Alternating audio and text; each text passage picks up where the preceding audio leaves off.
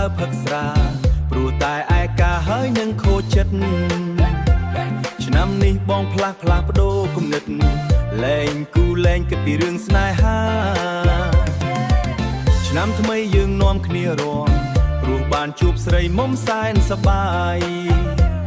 យប់នេះខែរះភ្លឺថ្លាអេមណាជីវ៉ាអូនស្អាតអស់តង់បងរំទៅតាំងតែងរំអើពូមីស្រែសបាយឡូឡាបងរំសបាយអងចាបងរំសបាយអងចាមានក្រែងអ្នកណាតទិញផឹករំយើងកុំផឹកបែកកុំគិតដល់ស្អែកគ្មានអីពិសាចូលឆ្នាំលេខសបាយទៅណាបើសិនអស់ស្រាចាំមកបងទិញថែម